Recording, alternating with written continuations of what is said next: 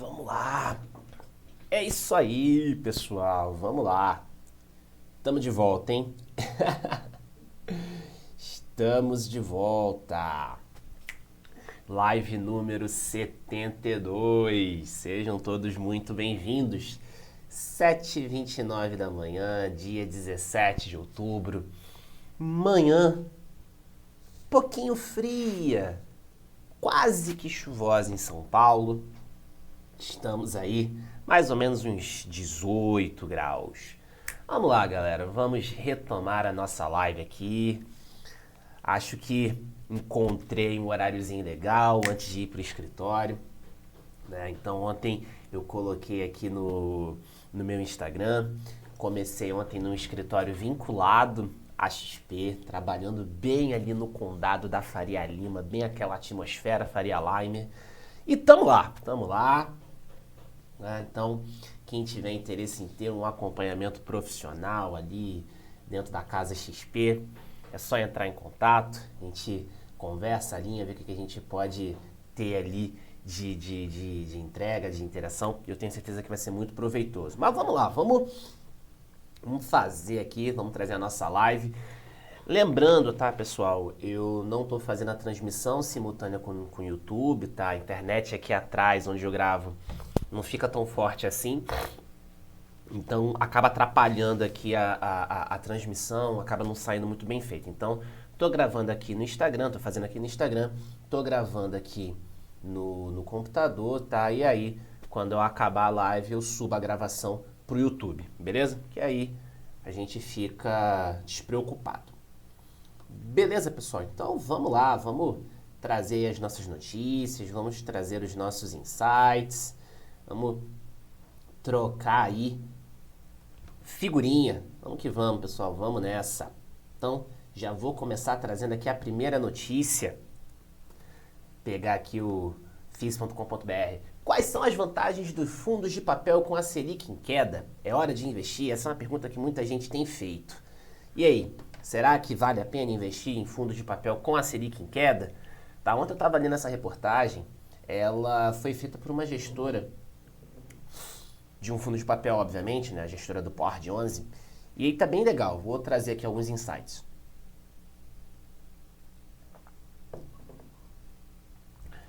Então, ó,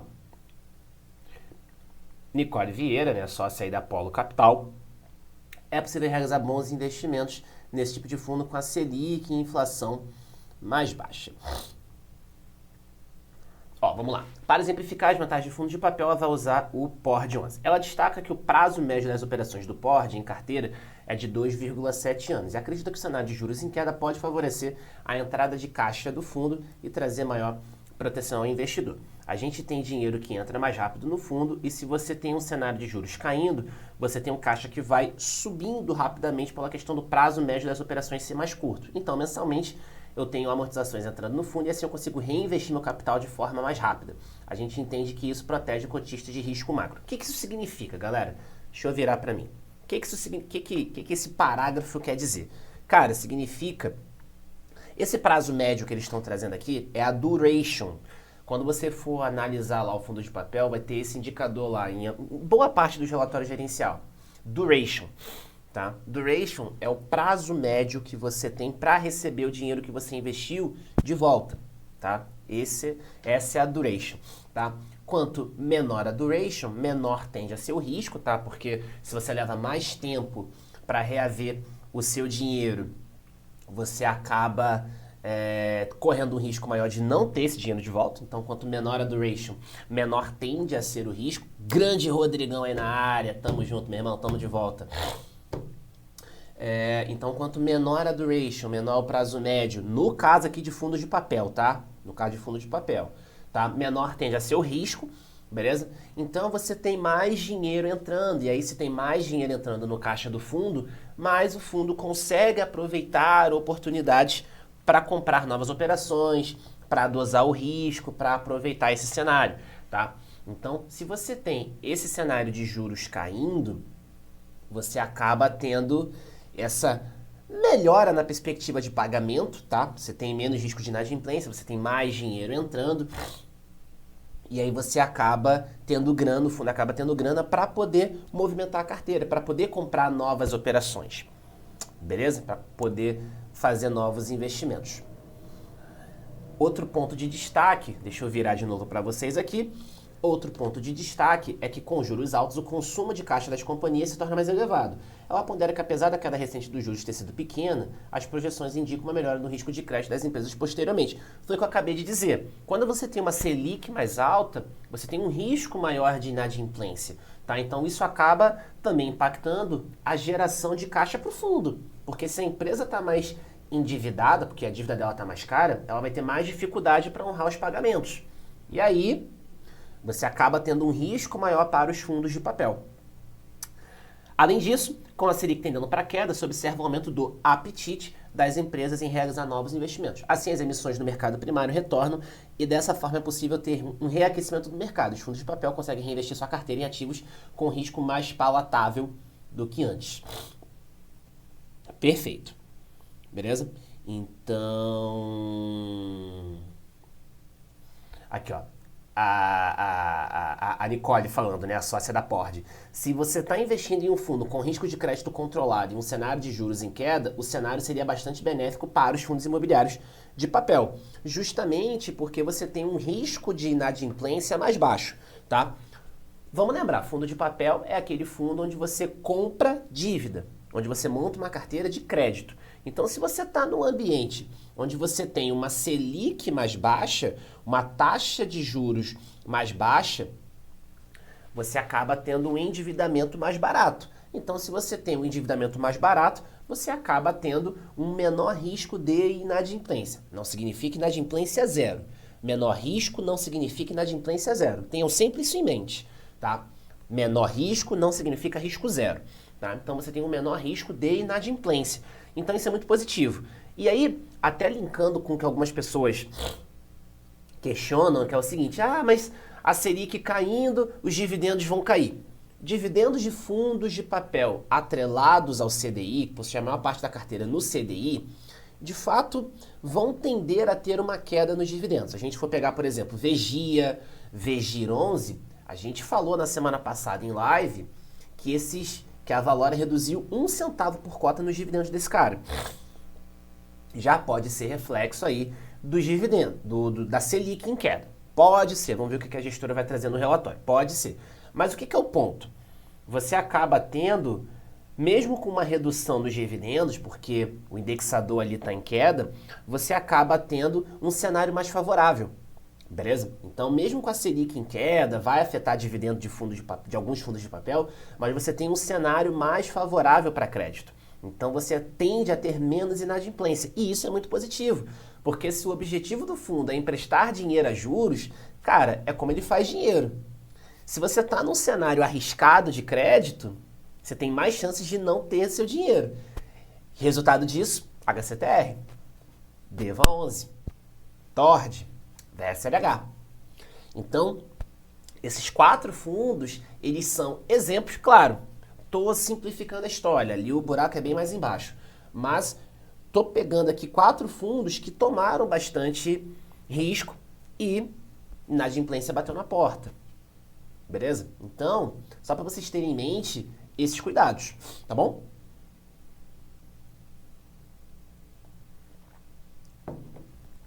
Beleza, pessoal? De boa? Então, vantagens aí de se investir em fundos de papel com a queda da Selic. Maravilha? Vamos dar uma olhadinha aqui. O que a gente tem de notícias?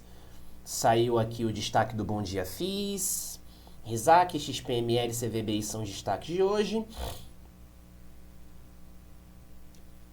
XPML registra maior valorização em quase um mês. O fundo imobiliário encerrou o pregão de ontem, dia 16, com valorização de 1,32%. Com isso, o fundo teve a sua maior alta desde o dia 18 de setembro, aproximadamente um mês, quando o fundo subiu 2,26%. Alguma coisa que justifique isso? Galera, a princípio não, tá? A princípio, especulação normal de mercado. Vamos ver aqui o status invest, mas a princípio oscilação normal de mercado, não tem nenhum fato relevante. Não, zero fato relevante, tá, galera? Zero fato relevante. Zero fato relevante aqui para justificar a alta. Movimento mesmo de oscilação aí, especulação de mercado. Beleza? Movimento normal, ok? CVBI paga dividendos hoje, o fundo vai pagar aí 70 centavos por cota, tá bom? Fundo aí vai pagar para quem estava posicionado no dia 9 de outubro, beleza? Um dividendo aqui na casa de 0,7495% sobre a cotação base lá do dia 9. Nos últimos 12 meses, o dividend yield do fundo aqui está na casa de 12%. CVBI, ele é um fundo de risco moderado, tá? Acho que até vale a pena. A gente consegue pegar aqui o relatório do CVBI. É um relatório interessante para a gente poder bater aqui alguns pontos de fundo de papel, tá? Vou pegar aqui o último relatório gerencial do CVBI para a gente poder bater aqui, beleza? Então, vou abrir aqui para a gente poder trocar uma ideia. Beleza? Então, vamos lá. Lembrando, pessoal, quem tiver interesse em ter um acompanhamento profissional, agora estou vinculado a um escritório da XP Investimentos. Então, quem tiver interesse, é só me chamar aí no direct, a gente conversa, a gente marca uma reunião, troca uma ideia, tá? E vê se a casa pode oferecer algo que realmente esteja alinhado com o teu perfil, com o teu objetivo. Maravilha? Então, quem tiver interesse aí em ter um acompanhamento profissional meu, tá?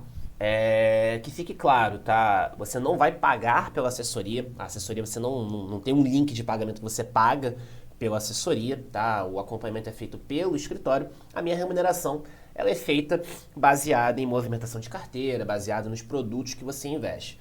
Mas pode ficar tranquilo que eu não vou empurrar produto ruim, não é a minha filosofia, tá?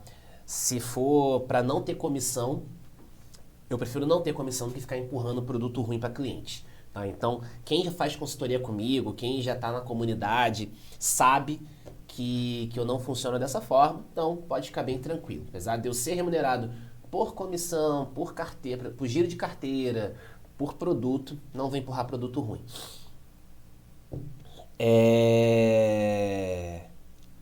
Galera, o Rodrigo botou aí, ó, galera entrando nos fundos de shopping pensando nos dividendos de janeiro. Aí o mercado reage. SPML é top, então a galera vai nele. Exato, exato. É um dos mais tops, né, o Rodrigo? Se a gente for olhar, cara, SPML é o maior fundo de shopping que a gente tem aí na bolsa. Então realmente é um fundo com muita robustez. Valeu, Rodrigão, tamo junto. É um fundo com maior robustez, né, cara, que a gente tem na bolsa, olhando para o segmento de shopping, né? E fez 2 captações gigantes aí, então realmente é um fundo muito robusto, tá? E aí você lembra, né, lá 2020, como que o mercado estava reagindo por conta daquilo tudo. E aí você vê que os fundos já retomaram e já estão conseguindo superar. Já superaram já há muito tempo já os resultados de antes daquele período de 2020 e agora, né? Então você vê que os fundos realmente de shopping têm conseguido crescer bastante. E um outro movimento que eles têm feito muito é de fazer compra de novas participações. A gente tem aí fundos comprando imóvel de empresas listadas, por exemplo. A gente já falou do HGBS bastante aqui, que comprou a imóvel da Allos, que é uma empresa que está listada, que foi a fusão da Aliança Sonai com a BR Mall, se eu não me engano. Então, os fundos de shopping realmente têm feito muita movimentação no mercado, tá? São fundos que eu gosto bastante também e acho que são bem interessantes. Galera, CVBI na tela, vamos lá. O que eu acho? Aqui, ó. Sim, tem a captação e as compras que eles fizeram nos últimos meses, né? Top, exato, com certeza. Galera, o que é legal aqui do CVBI, tá? O que é bacana aqui do CVBI? Eles já mostram de cara a estratégia aqui deles de gerenciamento de risco. Diversificação por segmento, reduzindo risco setorial. Galera, diversificação é a palavra.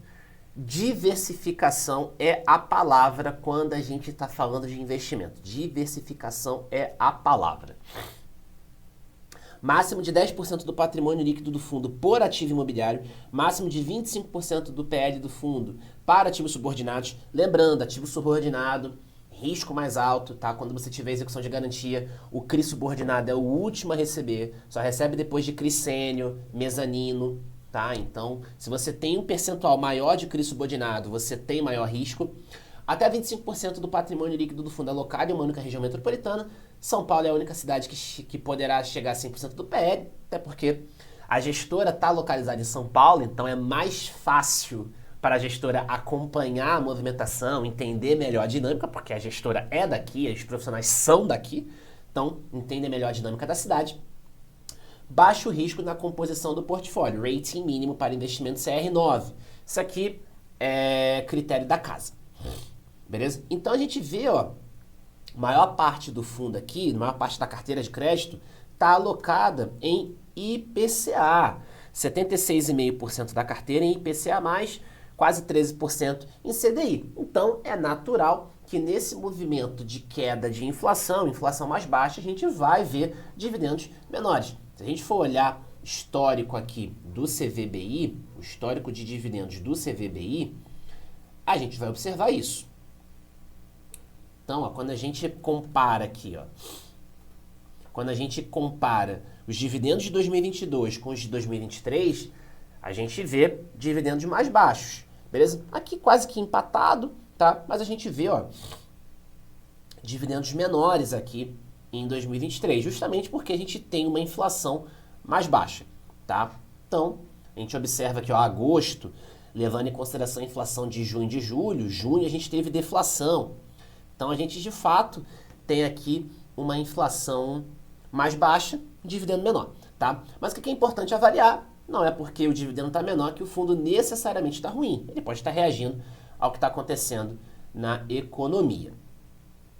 Ó, prazo médio que a gente falou aqui, galera, 4,4 anos, uma duration um pouquinho mais alta, tá bom? Vamos lá. Então vamos trazer aqui os principais indicadores. Ó, distribuição por segmento, tá? Ó, lembrando que o fundo coloca lá, vamos voltar lá nos critérios, né? O fundo coloca, ó, diversificação por segmento reduzindo riscos setoriais. Então a gente vê claramente isso daqui. Tive uma participação maior no segmento de varejo, mas a gente consegue ver que a distribuição aqui é quase que homogênea. É quase que homogênea entre outros segmentos. Entre os segmentos. Beleza? Então isso aqui é bem interessante. Participação geográfica. Então a gente vê que o fundo tem uma boa participação. Obviamente São Paulo concentrando aí um pouco mais de ativos, até por um gerenciamento mais fácil por parte da gestão.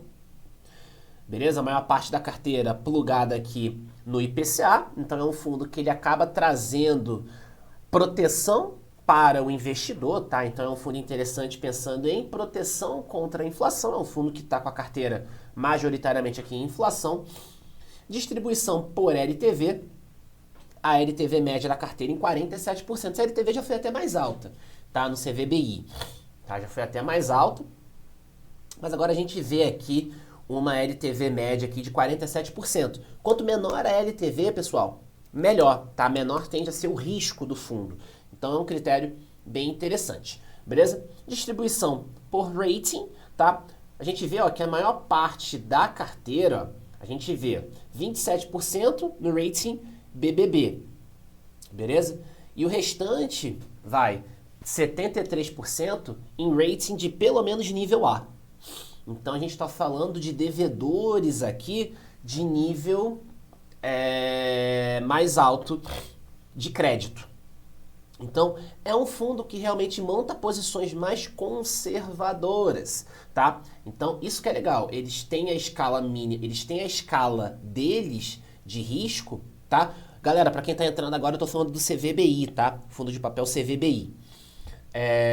Então, ó, a gente tem a escala deles aqui, e aqui a equivalência com a escala de rating das agências avaliadoras. Então, a gente vê, ó, a maior parte da carteira está em rating nível A, risco mais baixo.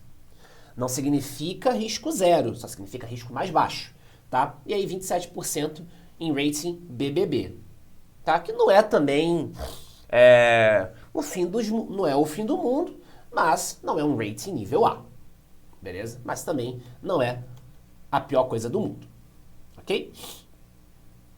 Balanço patrimonial, nosso total de passivo, o fundo não tem operação compromissada, o fundo não tem alavancagem, tá? Passivo aqui do fundo, rendimentos a distribuir, então é um fundo de risco controlado, não tem operação compromissada, é um fundo que roda tranquilo aqui, tá? Uma participaçãozinha em alguns fundos imobiliários, tem algumas operações estruturadas aqui, beleza, mas a maior parte, carteiras de crédito, CRI, tá? Então, pouquinho aqui do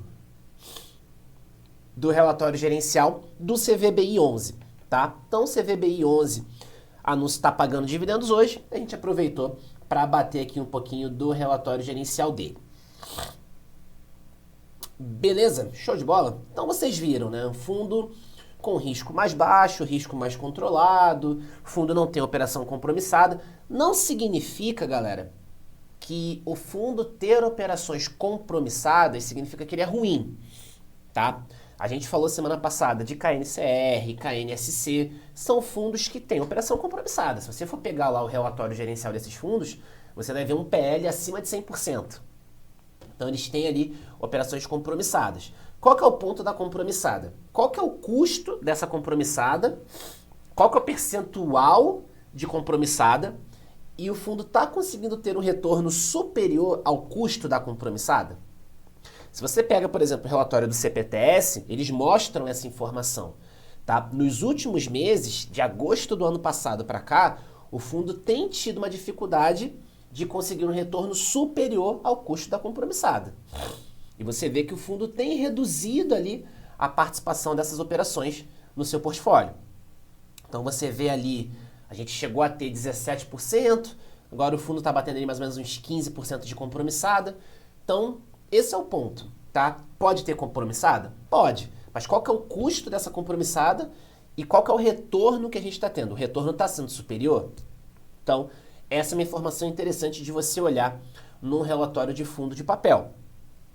Trazendo para fundo de tijolo, a gente tem lá as alavancagens, tá? Então, alavancagem alta não significa necessariamente coisa ruim, tá? O ponto é, beleza, o fundo tem caixa para conseguir honrar com aqueles compromissos, o fundo tem uma boa geração de caixa, o fundo tá tranquilo para poder pagar, qual que é o cronograma de pagamento, beleza? Então, isso que é importante. Isso que é importante. Não é só o percentual em si, mas como que aquela dívida tá dentro do fundo. Beleza? Isso que é importante. Grande Diegão aí na área também. Isso aí, meu irmão. Vamos lá. Vamos que vamos, vamos que vamos. E pessoal, lembrando, tá? Comecei ontem no escritório da XP, no escritório vinculado à XP. Então, quem tiver interesse em ter um acompanhamento profissional, é só chamar, fica à vontade, estamos às ordens aí, tá bom? Para ajudar, beleza? Vamos lá. Pessoal, vamos ver como que o nosso IFIX fechou ontem. Ontem tivemos um IFIX aí quase que de lado, fechando a 3.190 pontos, beleza? Tá difícil de chegar na marca histórica, tá difícil, tá difícil.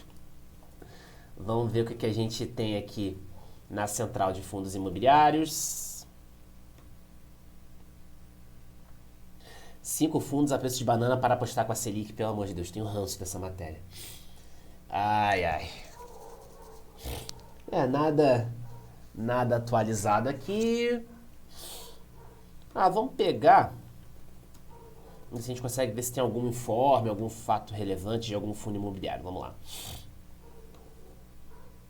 Vamos pegar aqui a parte de notícias.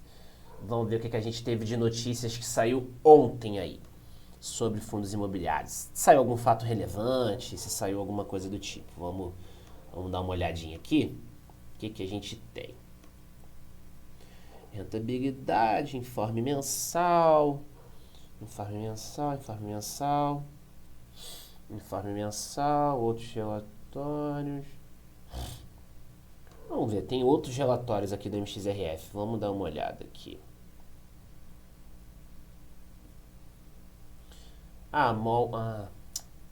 Droga, peraí. Tá, voltou aqui, ótimo.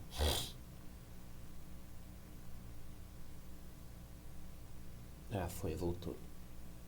Voltou? Voltou. Foi.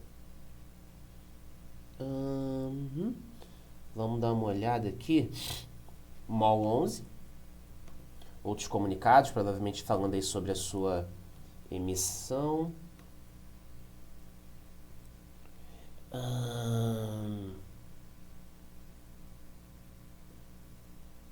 Urca Prime aqui liberando também outros documentos da oferta de distribuição de cotas. RBRF. Vamos dar uma olhadinha nesses aqui. Vamos ver outros relatórios aqui da MXRF. Vamos ver o que foi liberado aqui. Apresentação trimestral de resultado, que vai ser dia 8 de novembro. Ok, só uma convocação. Vamos ver aqui. MOL 11. Falando aqui sobre a sua emissão de novas cotas. Referente à oferta pública de distribuição primária. Beleza.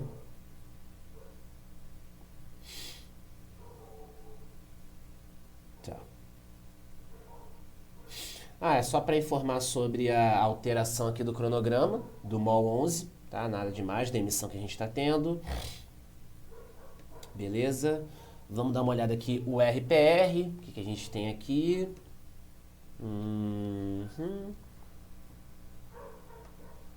Tá, comunicação ao mercado.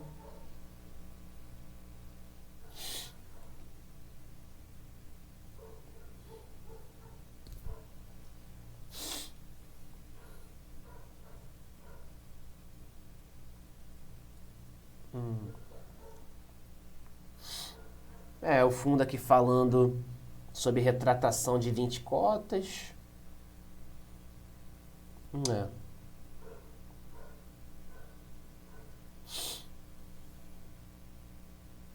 Essa captação do Urca Prime foi bem baixa. Nada relevante aqui.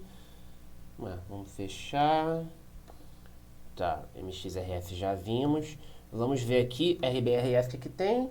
De outros relatórios. Vamos ver o que a gente tem aqui. É a carta da... é o webcast aí da RBR. Nada muito relevante. Beleza, nenhum documento relevante aqui. Vamos ver o que a gente tem mais aqui de documentos. Vamos ver o que a gente tem. Se a gente tem algum relatório gerencial, alguma coisa. Parará. Muito informe mensal. Vamos ver o que a gente tem mais aqui. Tem bastante notícia aqui, mas vamos ver o que a gente tem de informe mensal aqui, de relatório. Relatório gerencial do VRTA, a gente já bateu em outra live.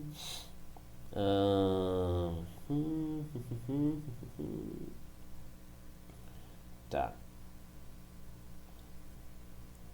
Beleza. Ok. E pessoal, lembrando, quem tiver dúvida pode comentar aqui embaixo, tá? Fica à vontade. Enquanto eu tô pesquisando aqui o que a gente tem, o que a gente teve de lançamento ontem, quem tiver dúvida pode comentar aqui, tá bom? Fica à vontade aí, tá? Tô aqui pesquisando o que a gente teve de divulgação ontem, tá? Mas enquanto isso, quem tiver dúvida, pode comentar aqui embaixo, fica à vontade aí, tá bom? Pode mandar, pergunte à vontade aí, ok? Vendo o que a gente teve de aviso, o que a gente teve de comunicado ontem, a princípio, só liberação de informe mensal mesmo, né? Ontem a gente teve mais de 150 fundos imobiliários pagando dividendos, então a gente teve liberação de informe mensal. O Rodrigo perguntou aqui, Anderson, o que você acha da convocação da MXRF para outra emissão? Cara, confesso que, seguinte, vamos ver se de fato a gente vai ter demanda. porque o fundo fez uma emissão meses atrás, não conseguiu captar tudo, né? O objetivo inicial, não tô falando nem de montante adicional. Então, assim, vamos ver como que essa oferta vai vir, o que o fundo está tendo ali de pipeline para poder investir e tudo mais. Provavelmente estão fazendo uma nova emissão. A ideia do fundo é captar 600 milhões, pelo menos foi o que saiu nas notícias. Então, assim, vamos ver se a gente de fato vai ter uma aderência, como é que essa oferta vai vir, porque o que eu vejo muita gente falando é, cara, poxa, MXRF está bem caro. Então pode ser aí uma oportunidade de você comprar um fundo com maior desconto. Vamos ver como é que vai ser a aderência. Se o fundo está vislumbrando oportunidades para investir, cara, excelente. Não é um fundo que corre muito risco, é um fundo muito bem posicionado, tá? Mas confesso que eu fico com um pezinho meio atrás por causa da primeira emissão que teve, que o fundo captou ali cerca de uns 60% do objetivo. Então, eu fico meio assim, mas vamos ver as condições do MXRF aí para essa nova emissão, tá? Então, é mais da gente esperar para ver como é que vai, que isso tem que ser aprovado para daí poder ter a liberação para o mercado, tá? Mas confesso que eu fico ali com um pezinho meio atrás por conta da primeira emissão. Mas vamos ver como é que vai ser a aderência dessa nova emissão. Mas muito boa pergunta.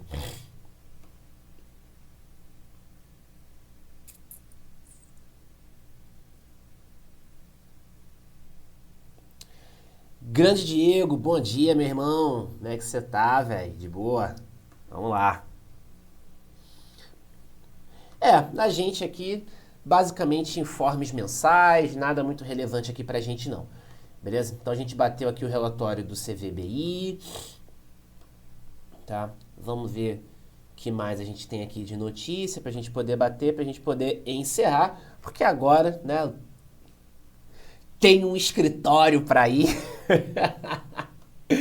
Então, o tempo também tá mais contado, né? Mas é isso aí, cara. Tô feliz, de verdade, tô feliz. Tô bem feliz. E aí começamos lá ontem, comecei ontem, uma correria, cara, treinamento, e liga e manda mensagem, aborda cliente. Ai, correria, mas tamo aí. Olha aí, a pergunta do Diego chegou sobre o NDIV, tá? Muito boa pergunta, tá, o Diego? Você pode explicar como que o ETF NDIV irá funcionar, quanto tempo irá pagar, de quanto em quanto tempo? Cara, a ideia do NDIV, para quem não sabe, pessoal, o NDIV 11, apesar de ser final 11, ele não é um fundo imobiliário, ele é um ETF, tá? É um fundo que replica um índice. E o NDIV, ele é o primeiro ETF da Bolsa a pagar dividendos. E a ideia é que a gente tenha dividendos mensais, beleza? Então, a ideia do NDIV é pagar dividendos mensais. Quanto que vai ser? Cara, não sei, tá? Vamos ver, porque vai depender muito do quanto que o fundo está tendo de geração ali de dividendos para poder distribuir, tá? Então, confesso que eu não sei. Na minha visão, deve ser algo que vai flutuar, porque dividendo de ação depende muito do resultado da companhia, tá? Depende muito também da estratégia da companhia. Às vezes ela pode estar ali num ciclo de investimento, então ela reduz dividendo para poder aumentar para poder investir nela mesma, poder se financiar. Então, dividendo de ação tende a ter um pouquinho mais de volatilidade porque vai depender do ciclo que a empresa está. Se ela está no ciclo de desinvestimento, se ela está no ciclo de investimento. Então, dividendo de ação tende a ser um pouquinho mais flutuante em termos de preço. Tende a flutuar um pouco mais. Beleza? Mas a ideia do NDIV é fazer pagamentos pagamentos mensais de dividendos, tá? Então, a cota do NDIV está mais ou menos ali na casa de R$100, beleza? Então, a gente já está com esse fundo aí há 2 semanas no mercado, tá? Então, é um fundo que está ali na casa de R$100, ok? A gente ainda não tem histórico de dividendos. Obviamente, o fundo começou há pouco tempo, tá? A gente já tem aqui mais ou menos 4.400 cotistas. Estou olhando aqui o Status Invest, pegando como base o dia 13 de outubro, tá? Então a gente teve uma aderência bem interessante aqui, Estamos com 4.400 cotistas aqui em 11 dias de funcionamento do fundo. Então, um histórico bem interessante. E aí isso acaba fomentando liquidez, isso acaba melhorando bastante. Então, o NDIV, ele vai replicar uma carteira que foi criada para esse fim, que é o Ibovespa Smart Dividendos B3. Tá? Então, o NDIV 11, ele vai seguir essa carteira e a ideia é que ele pague dividendos mensais. Tá? Então, o NDIV, ele vai ser uma estratégia interessante para quem quer se expor em ação, por exemplo, para quem não quer montar a carteira própria com ação, mas quer dividendo. Então, o NDIV, ele vai ser um instrumento, ele é um instrumento que permite acesso a uma carteira diversificada de ações, ações que têm um nível de pagamento de dividendos melhor. Então, você vai ter ali a possibilidade de ter uma carteira diversificada de ações com dividendos mensais. Então, isso ajuda bastante aquele investidor que não quer montar a carteira própria, mas quer se expor em ação. Então, é uma ferramenta muito versátil. Os ETFs já eram muito positivos por conta disso. O ETF ele ajuda aquele investidor que não quer montar a carteira própria, mas quer se expor num determinado mercado. Então, o ETF, ele acaba entregando essa diversificação e acaba entregando esse resultado médio do mercado. Quando você investe no ETF, você pega a média do mercado, tá? Mas o que é muito positivo, se você for pegar boa parte dos fundos de gestão ativa, ou seja, onde o gestor tem ali a liberdade de comprar posições e mexer no fundo, você tem fundos que têm taxas muito mais altas e que não superam o ETF. Então, assim, o ETF ele não é uma estratégia ruim. Tem um livro... Cara, ele não... Ah, tá aqui, ó. Deixa eu pegar aqui, ó. Vale muito a pena, tá? Deixa eu ver se consigo separar aqui, peraí. Esse livro aqui, ó. O Investidor de Bom Senso. Ó, o pessoal do YouTube aqui, ó. O Investidor de Bom Senso. Então, esse livro aqui, do John Bogle, ele fala bastante sobre essa questão de investir em fundos de índice, em ETFs, tá? Então, é um instrumento interessante, que vale a pena, principalmente para quem não quer montar a carteira própria, mas quer se expor num determinado mercado. Você tem ali uma possibilidade de fazer a diversificação. Beleza? No relatório dá para ver as ações da carteira do NDIV, você consegue ver o índice, tá? Você consegue ver o índice. Então, se você pega lá o Ibovespa Smart Dividendos, você consegue ver a carteira, tá? Deixa eu mostrar aqui para vocês. Ó, Ibovespa Smart Dividendos B3. Eu acho que até... Deixa eu ver se dá para ver aqui. Ah, aqui, ó, índice de referência. Ah, ainda não tem link aqui. Mas, ó, vamos pegar, ó, Ibovespa Smart Dividendos B3. Então, é uma ferramenta interessante para quem quer se expor em ação e quer receber dividendos mensais. Ó, a carteira do IBDSD, que é o índice, né? O Ibovespa Smart Dividendos. Ó, deixa eu mostrar aqui, ó. Quais são as empresas que fazem parte do índice? E os pesos. Taesa, Vivo, BB Seguridade, Santander, Engie, Itaúsa, Banco do Brasil, Bradespar, CEMIG, Copel, CPFL Energia, CSN, Vale, Gerdau, Vibra, Cirela, Gerdau Metalúrgica, tem Cielo, Petrobras, CSN Mineração e Marfrig. Tá vendo? Então são as empresas que fazem parte do Smart Dividendos atual, tá? E aí, como o índice é uma carteira que vai ser atualizada a cada quadrimestre, então essa carteira ela pode ser atualizada. Beleza? Então, ela pode ser rebalanceada, ativos podem entrar, ativos podem sair. Então, não é que sempre vai ser essa carteira. Ela começou assim, mas ela vai sendo rebalanceada a cada quadrimestre. Beleza? A primeira carteira, que vigora até 29 de dezembro, terá 21 empresas. Assim como nos demais índices da B3, o rebalanceamento ocorre a cada 4 meses, a cada quadrimestre. Beleza? Então, o fundo aqui, a B3 aqui, eles pegaram as empresas ali com melhor performance em termos de dividendos. E aí, ó, se a gente tem até um comentário aqui sobre um backtest, ó. Caso existisse desde 2013, o Smart Dividendos B3 teria acumulado uma variação positiva de 142% até o final de agosto desse ano. No mesmo período, o Ibovespa teve variação positiva de 87%. Então a gente vê que no backtest aqui, o fundo acabou apresentando, esse índice acabou apresentando até um retorno superior ao Ibovespa, a nossa média de mercado. Beleza? Então, são as 21 empresas aí que fazem parte do Smart Dividendos, que é o índice de referência do NDIV. Ok? Maravilha, beleza. Então, é uma estratégia interessante para quem está pensando aí em dividendos, para quem quer se expor em ação. Então, é uma ferramenta que vai ajudar bastante aí. Beleza, pessoal? De boa? Tranquilo, tranquilo, tranquilo. Galera, tem espaço aí para uma última perguntinha, tá? Eu já vou ter que começar a me arrumar aqui para sair para o escritório. Tem espaço aqui para mais uma perguntinha, a última aí.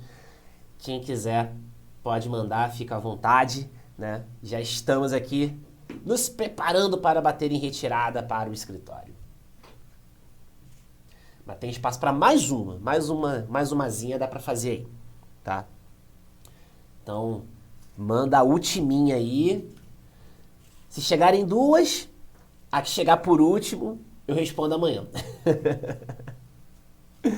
Numa carteira diversificada, ó, chegou a pergunta do Diego aí, a ultiminha. Numa carteira diversificada, quantos por cento de ETF? Cara, se você quiser, o Diego, você pode montar uma carteira toda de ETF, cara. Você pode montar uma carteira toda de ETF. De verdade. Você pode fazer isso, tá? Você pode montar uma carteira toda de ETF.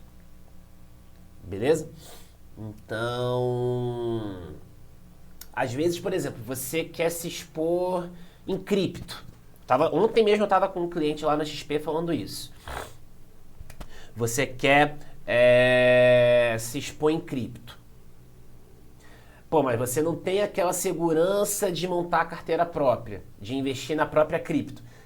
Então você vai lá, compra um ETF que te dá exposição em cripto. Top. Quanto? Pô, tô falando de criptomoeda, negócio mais arriscado. 1%, 2% do patrimônio? Razoável. Beleza? Então depende muito do segmento que você quer se expor, depende muito do risco daquele segmento.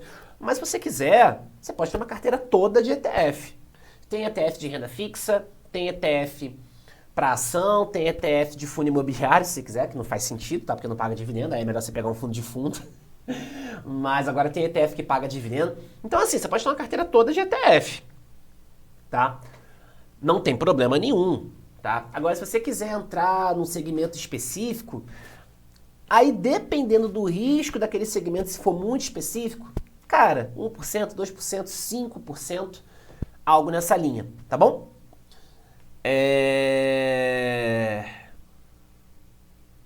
Ó, só um comentário aqui do Rodrigo. Exato, com R$100 você tem acesso a todo o índice, né? E essa carteira toda. Com R$100 você não compra as 21 ações, não, sem dúvida nenhuma. Você não compra, tá? E fora que o dividendo, obviamente, compensa. Só qual que é o ponto aqui do dividendo? Só pra gente fechar, o dividendo do NDIV, ele é tributado em 15%, tá? Então não é dividendo isento de imposto de renda, você tem ali a cobrança de 15% de imposto, ok? Então, no dividendo do NDIV, você tem ali a retenção de 15%, tá? Você não precisa emitir DARF para pagar, você só emite DARF se você comprar e vender com lucro. Aí, tributação padrão de ETF, 15%, sem estresse, tá? Mas agora, o dividendo do NDIV, ele é tributado em 15%. Só para a gente poder fechar aí essa caixinha do NDIV. Beleza, pessoal? Tranquilo? Então, olha, vamos encerrar por aqui, 8h15 já, começar a me arrumar para poder sair para o escritório, beleza? Mas olha, a gente deve fazer a live ali por volta desse horário, tá? 7h30. da manhã, tá? Que é quanto antes eu começo, eu consigo terminar ali no horário bacana para poder sair de casa também, terminar de tomar café e sair, tá bom? Então, pessoal, é isso. Muito obrigado aí pela atenção de vocês, pela confiança, obrigado aí pelos parabéns. Vamos em frente, contem comigo, estamos lá agora na W1 Consultoria, escritório vinculado à XP. Então, vamos em frente, vamos nessa. Contem comigo nessa caminhada. Quem quiser, quem tiver interesse em ter um acompanhamento profissional, é só me chamar. Quem está assistindo aí pelo YouTube, pode trocar uma ideia comigo. Eu vou deixar o link lá no meu formulário de inscrição da assessoria. Então, coloca lá o que você já tem, manda um pouquinho o que você já tem de investimento, a gente marca uma reunião, conversa, alinha, vê o que a gente pode oferecer lá na casa que faz sentido para você, tá bom? Então, galera que tá aqui no Instagram, muito obrigado. Quem tá assistindo a gravação no YouTube, muitíssimo obrigado também. Contem comigo. Quem ainda não é inscrito aqui no canal, se inscreve, deixa o like, clica no sininho para não perder nada. Quem tá aqui no Instagram, muitíssimo obrigado pela confiança. Beleza, pessoal? Então, vamos nessa, vamos em frente. Uma ótima terça-feira para todo mundo. Valeu!